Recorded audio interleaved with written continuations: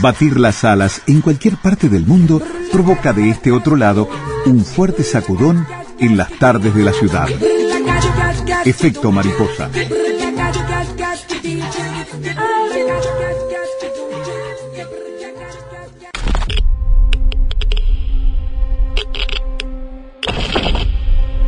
Esta es una emergencia nacional.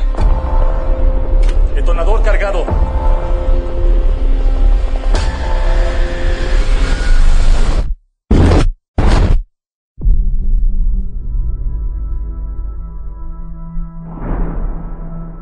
Estamos en una carrera contra los nazis. Y sé lo que significaría que los nazis tuvieran una bomba. Nos llevan 12 meses de ventaja. 18. ¿Cómo es posible que sepa eso? Tenemos una esperanza. El poderío industrial y la innovación científica de los Estados Unidos se conectan aquí. Un laboratorio secreto. Mantengan a todos ahí hasta que termine. Vayamos a reclutar científicos. Construye un pueblo y constrúyalo rápido. Si los científicos no vienen con sus familias, no conseguiremos a los mejores. ¿Por qué iríamos a la mitad de la nada? Hasta quién sabe cuánto. ¿Por qué? ¿Por qué?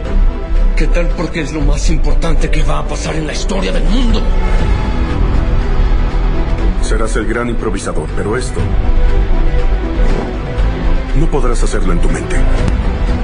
Dice que hay probabilidad de que si oprimimos ese botón, destruyamos el mundo. Es casi nula. ¿Casi nula? ¿Qué espero obtener de pura teoría? Nula. Estaría bien.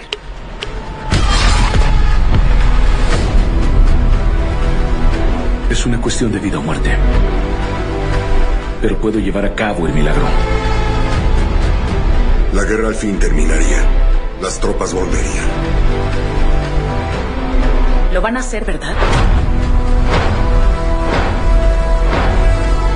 El mundo va a recordar este día. Nuestro trabajo asegurará una paz que la humanidad nunca ha visto.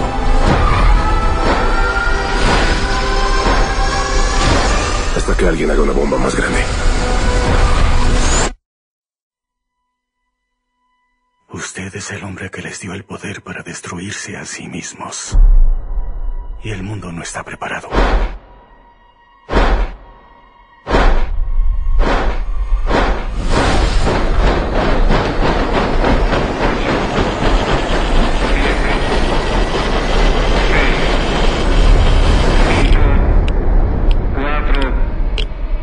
Roma necesita saber qué sigue. ¿Qué sigue?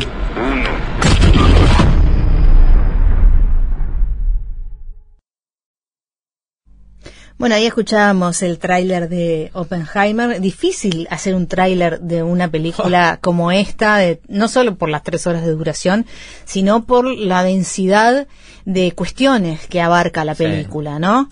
Ni hablar en el tiempo, ¿no? Porque son diferentes tiempos, porque Oppenheimer lo conocemos desde muy joven hasta su retiro, ¿no? Hasta que lo premian en muchos años después de todo lo que pasó con la bomba. Sí. Hay un momento al final de la película donde en un supuesto encuentro con Einstein le dice: te van a hacer homenajes, te van a aplaudir, te van a culpar, pero en realidad el homenaje es para ellos, ¿no? Sí. Le dice a Einstein, porque bueno, hay un dilema ahí, y es una película compleja, me parece a mí, obviamente compleja en el sentido de que es compleja por todo eso que decíamos antes, pero es complejo pararse frente a ella, porque también hay una cierta cosa un poco exculpatoria, ¿no? De que no había más remedio que hacer lo que se hizo, y está bien, hilando más fino en lo científico y en lo político, capaz que se puede llegar a una conclusión parecida, pero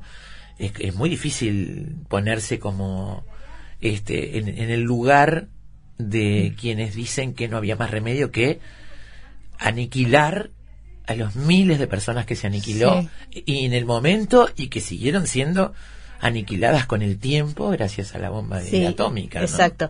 Gracias a una prueba, entre comillas. Entiendo lo que decís. Yo creo que Christopher Nolan quiere mostrar a un hombre, capaz que porque durante tantas décadas a Oppenheimer se lo vio como el padre de la bomba atómica, y eso obviamente en el siglo, la última parte del siglo XX y del siglo XXI no es una buena propaganda, claramente. No, claramente. Lo que quiso quizás es mostrar el lado más torturado del ser humano.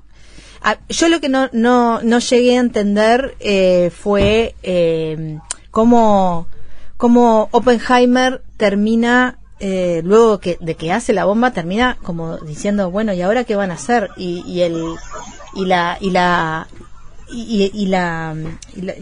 Los militares le dicen, bueno, ahora es un asunto nuestro lo que hacemos con lo que vos inventaste.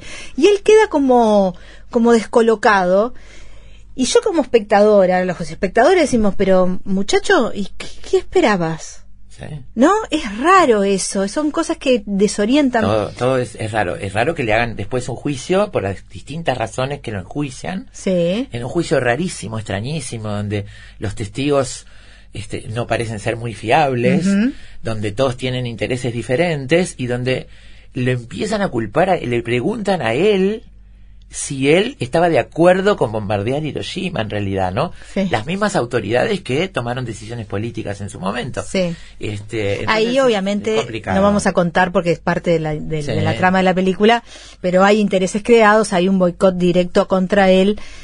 Pero más allá de eso, la película también tiene cosas muy interesantes que tienen que ver con los debates éticos que tienen que ver con la ciencia.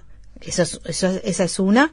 Y la otra que me pareció muy interesante, ahora ya estamos con Aglaya en línea y ya la podemos hablar con ella, es los debates izquierda, derecha, comunismo, anticomunismo, judíos y no judíos, está muy, muy fuerte en la película y no son de las partes que en esa época además era el tema también. Oppenheimer, ¿no? Era judío y realmente se le iba la vida por que los alemanes, porque los nazis no obtuvieran el poder de tener una bomba de destrucción masiva, ¿no? Pero en el fondo la pregunta es cómo iban a evitar que tuvieran una bomba de destrucción masiva. Y la hicieron antes ellos y la tiraron y capituló Japón. Ese es el resumen. Ese es el resumen. Está bien, pero los nazis pueden tenerla igual, digamos. Exacto, por supuesto. De hecho, por supuesto. Nadie él habla en un momento, el propio Oppenheimer, Nolan pone en la voz de Oppenheimer también sobre el final de la película, esta cosa de provocamos una reacción en cadena, como una metáfora, porque la reacción en cadena tiene que ver con el propio funcionamiento de la bomba y la fisión nuclear y todo eso, pero de destrucción permanente, y se da cuenta de que en realidad la destrucción en cadena sigue existiendo hasta el día de hoy. Hasta el día de hoy, exactamente. Exactamente. Yo creo que Nolan, ni siquiera alguien tan brillante como Nolan, puede explicar algunas cosas que han pasado, ¿no? Obviamente, y eso queda como en la nebulosa. Estamos en línea con Aglaya Berluti para seguir hablando un poco sobre esta película que fue un blockbuster, que fue multipremiada y que, no sorprendió a nadie a la hora de los Oscar porque ya venía con un viento de cola que era imparable. Bienvenida, Aglaya.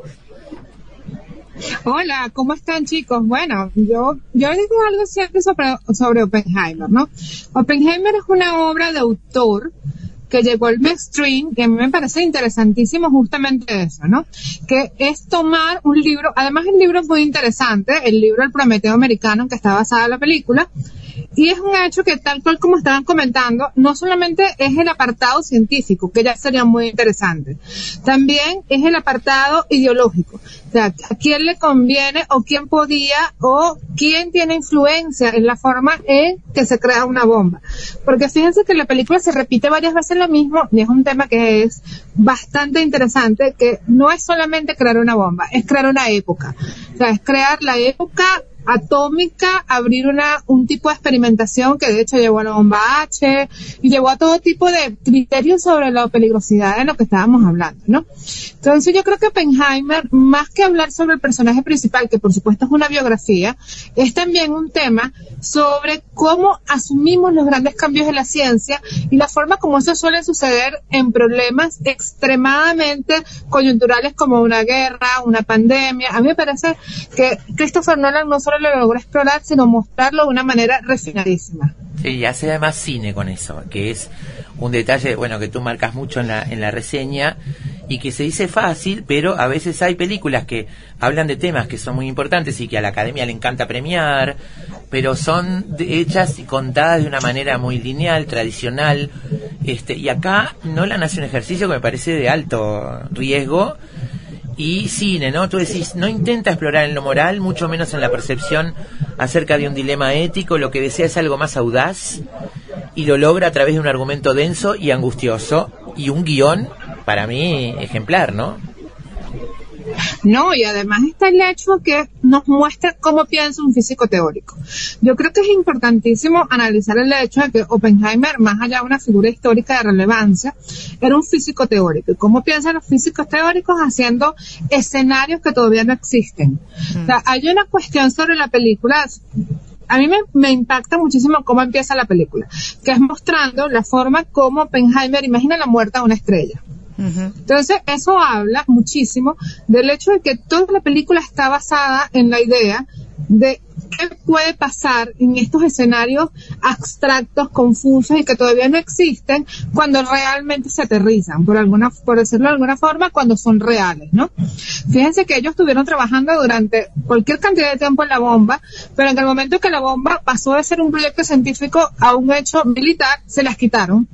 Le arrebataron el dominio de la bomba, los llevaron directamente a, bueno, mire, gracias, buenas tardes, ya no necesitamos ustedes, ¿no? Sí, fue un escenario súper duro, porque yo dije, ¿cómo se debe sentir esta gente que trabajó durante 2-3 años en implementar una bomba que nunca se había creado cuando simplemente les arrebataron esa capacidad del tema? Me pareció no solamente durísimo, sino la forma en que Christopher Nolan lo hizo fue realmente como suele suceder en el mundo de la ciencia. Yo tengo parientes en el mundo de la ciencia y yo sé que tanto la política como el mundo militar consideran a los científicos que son como personas prescindibles, ¿no? Y creo que es un tema que se analiza, o al menos lo era hace mucho tiempo, se analiza de forma brillante en Oppenheimer. Bien, sí, en realidad para los espectadores, yo lo decía hoy al principio, es un poco sorprendente que cuando el militar le dice a Oppenheimer, y él quiere saber qué van a hacer con eso que él construyó, ¿no? Con eso que él lideró, y dice, bueno, ahora es cuestión nuestra, ¿no? Y él queda como desacomodado y parecería como que no esperaba esa reacción, no esperaba esa acción por parte de los militares. Y claro, uno con el diario del lunes se pregunta, pero Robert, ¿qué esperabas? Obviamente que después que la tuvieran construida iban a hacer lo que militarmente el gobierno quisiera, ¿no? No, claro, y hay un tema que yo me parece interesante, que es que yo creo que pocas veces una película se hace preguntas tan pertinentes a nivel ético. ¿Qué pasa cuando tú inventas algo que es potencialmente letal? O sea, ¿qué pasa cuando tú haces, cuando tu contribución a la historia es básicamente eso, ¿no? Es básicamente crear la percepción sobre ¿cuál es tu legado? O sea, yo creo que básicamente la película Oppenheimer está explorando el hecho del legado. O sea, ¿cuál es el legado que Oppenheimer dejó? No fue la bomba, fue el hecho de cómo se malinterpretó y se maltrató todo el legado científico que hubo allí, ¿no? Porque es un hecho además que ni siquiera se le respetó, o sea, de inmediato que ya pasó el entusiasmo alrededor de su obra, se le consideró enemigo de Estados Unidos, y de hecho fue tanto que básicamente él murió siendo enemigo de Estados Unidos y sin credenciales de seguridad, lo cual es una falta absoluta de respeto. Entonces esas son cosas que va pasando, ¿no? Hablemos de la estructura de la película, que me parece que también no solo tiene un sello Nolan, sino que, suma a la experiencia del espectador ese manejo de sobre todo 2 tiempos, después hay algunos minutos de un tercer tiempo, ¿no? Mucho más adelante, pero que trabajan con nuestra capacidad, ¿no? De atención y de reacción. No, claro. Lo que pasa también es que la forma de narrar de Christopher Nolan, él ya tiene experiencia en lo que es ciencia ficción dura. No es que Oppenheimer caiga en ese sentido, pero sí tiene los mismos códigos de la ciencia ficción dura. O sea, cuando vemos las grandes discusiones de los científicos de, bueno, ¿cómo vamos a hacer estallar un neutrón? ¿Cómo vamos a hacer que dos protones choquen para crear la fusión atómica? ¿Cómo vamos a hacer tal cosa? La gran pregunta que se hace en la película es cómo te diagramo y te cuento algo que esencialmente nunca vamos a ver y nadie ha visto todavía, sino que estamos viendo son las consecuencias. Entonces, mucha gente a mí me dice, no, es que yo siento que Oppenheimer perdió demasiado tiempo con las elaboraciones abstractas sobre la mente de Oppenheimer. Lo que ocurre es que si no puedes ver como él veía la creación de la bomba, no vas a entender la importancia de haber tomado esa abstracción absoluta de tomar energía, crearlo y enlazar todo lo que es la creación de la bomba atómica con un hecho histórico que después tuvo repercusiones muy reales y sobre todo muy graves a futuro. Claro, pero sobre eso de la estructura que te decía Carolina y el manejo del tiempo, Nolan puede ser muy complejo para tratar el tiempo, ¿no? Puede ser un tipo que te obligue a casi tomar nota de cada momento para entender el rompecabezas que quiere armar con sus películas. No es el caso. Yo siento que de alguna forma Christopher Nolan solucionó el problema de los blancos temporales con el blanco y el negro, ¿no? Blanco y negro, color. Sí, ¿Qué fue lo que hizo? Él ya lo había hecho, por ejemplo, en Dunkerque. Hay 3 líneas temporales distintas. Vamos a notar, ¿sí? Notamos la forma en que los personajes se desarrollan entre sí. En Oppenheimer notamos los brincos temporales, es a través del color y el diálogo entre el color y el blanco y negro. Cada vez que vemos algo en blanco y negro es un hecho fáctico. Esto pasó, esto sucedió, esto es una tercera persona contándolo. Cuando vemos en colores es lo que Oppenheimer vio y de hecho son digamos que las adaptaciones del libro, ¿no? Hay una cosa interesante que el guión de Oppenheimer está hecho para esos brincos temporales y si lo notamos, tenemos esta percepción que el tiempo funciona en favor de que la película te pueda contar cómo una bomba atómica se puede imaginar, ¿no? Que yo creo que hay un tema complicadísimo porque mucha gente piensa que eso fue una cuestión de que todos se sentaron a hablar y se creó algo. Fue ensayo y error y por eso esa ida y venida de los tiempos sí es complicado y bueno, de hecho yo creo que un tema con Christopher Nolan es que él no se prodiga demasiado. Ahí tenemos Tenet, que yo creo que son contadas la gente que lo entiende. Pero sí, yo es una locura, pero demostración de que Christopher Nolan a nadie lo entiende. Entonces me parece que... No, pero en este caso es mucho más tranquilo que Tenet. Y hay una cosa muy interesante que está en tu artículo y que yo no había percibido, que tiene que ver con el guión, es decir, no había percibido, no lo había hecho consciente, es que con el montaje él se asegura que no se den señales precisas de cuándo ocurre cada suceso, de modo que la película parece encontrarse en un presente sutil y atemporal en el que todo ocurre a la vez. Y es cierto, nos vamos dando cuenta que son tiempos distintos, pero está contada de una manera que parece que todo ocurriera simultáneamente. No, claro, lo que pasa es que también la simultaneidad, ¿qué es lo que ocurre? Yo pienso que esto ya sí es mi opinión más que percepción como crítica. Yo cuando vi la película lo que sentí es que de alguna forma el montaje estaba creado, incluso el montaje temporal, estaba creado para hacerte sentir que todo pasaba en el mismo espacio de tiempo, porque de hecho la película comienza y termina con una misma escena, lo que quiere decir que hay una simultaneidad. En física teórica la simultaneidad es la idea de que todo está pasando al mismo momento, solo que lo puedes analizar de manera distinta, que yo creo que también es un concepto que él incorporó.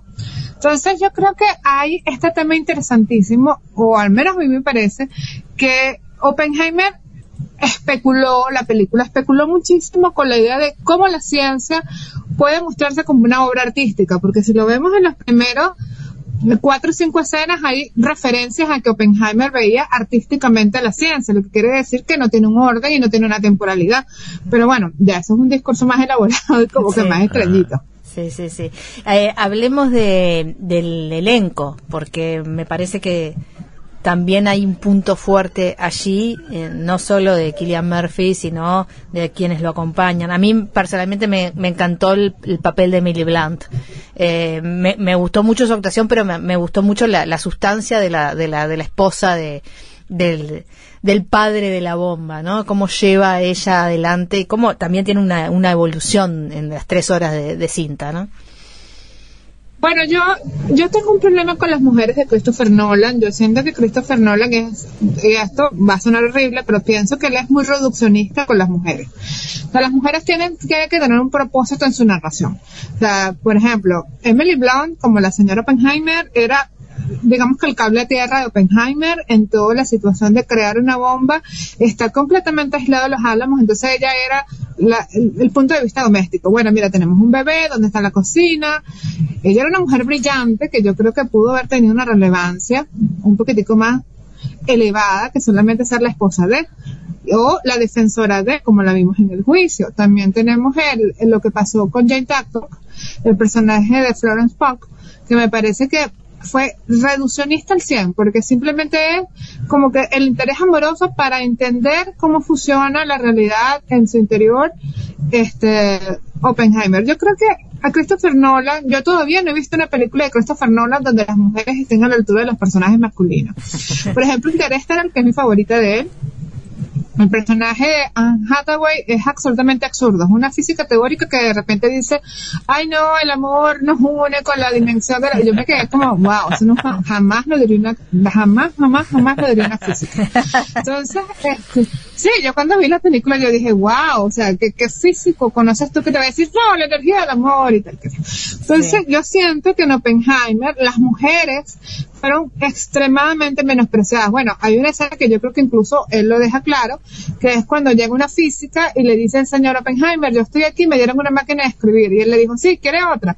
Y la chica le dijo, no, porque a mí no me dieron taquigrafía en el doctorado, y él se dio cuenta que estaba tratando a las mujeres como si fueran accesorios, claro, ¿no? Claro. Pero bueno, ella era una bióloga, se había transformado en una ama de casa en su primer matrimonio, y digamos que en definitiva fue la que al final le dice, despertate, Robert, despertate porque te están boicoteando, ¿no? En ese sentido, y me parece que obviamente en una película que se llama Oppenheimer no esperaba y de Nolan no esperaba un protagonismo así estelar, ¿no? En eso es verdad. No, pero es que además yo además creo que Christopher Nolan tiene realmente un problema yo creo que él tiene problemas para escribir personajes femeninos, lo cual suele ocurrir, es muy frecuente en directores hombres y guionistas hombres. Yo no lo veo como un hándicap, sino falta de investigación. Pero por ejemplo, una pareja de gente que estaba intelectualmente al mismo nivel, como ya nos dejó claro que tanto Emily Blunt como Oppenheimer tenían el mismo nivel, y entonces él va y le dice, no, te voy a dejar yo te voy a llamar y te voy a decir una clave para decirte cuándo estalló la bomba. Recoge la sábana. Sí. Maravilloso, eso es maravilloso. Sí, eso es maravilloso. Sí, yo me quedé, toda la confusión que genera además la frase. Tiene como, amor, pero no había otra, o sea, no había Lethal Liquor o me encanta la frase de Eisenhower, no. O sea, vas a decirme de verdad, recoge la sábana. Sí. Es muy bueno, toda la confusión que genera esa frase además es muy interesante. Pero bueno, de todas maneras, yo estoy pensando en algunos personajes femeninos de Nolan mientras te escucho, ¿no? Y pienso en algunos donde esto es mucho más extremo. Pero volviendo a Oppenheimer, Carolina preguntaba por el elenco y por las actuaciones, ¿no? Y la solvencia de los actores y actrices que están, me parece que todos magníficos, ¿no? ¿Qué te parecieron? No, es que obvio, hay algo con Christopher Nolan. Christopher Nolan, yo me imagino que debe tener el mismo criterio sobre los actores que tiene Joaquin Phoenix. Yo una vez leí una entrevista con Joaquin Phoenix que decía que él no podía dar una buena actuación si no estaba rodeado de grandes actores. Mira. ¿Por qué? Porque hay un tema sobre la creación de la atmósfera dentro del set, que es necesario que todo el mundo vibre al mismo nivel, no en el sentido metafísico, sino que haya una tensión actoral y una concentración lo suficiente como para que todos puedan actuar de la misma manera. Entonces, por ejemplo, tenemos que en papeles mínimos tenemos a un ganador del Oscar, tenemos a Rami Malek, que pasó toda la película acarreando una tabla de notas. O sea, dijo 3 palabras y después en el juicio dijo 5 más. Tenemos una cantidad de actores extraordinarios, todo lo que son Heisenberg, Teller, Hort, Bort, todos los grandes físicos teóricos están interpretados por actores de primera línea. Sí. ¿Qué es lo que hace Christopher Nolan? Christopher Nolan hace que valga la pena trabajar. Ahora, la cuestión es la siguiente, ¿eso beneficia la interpretación? Bueno, no lo sé. No lo sabes. ¿Tenés dudas de eso?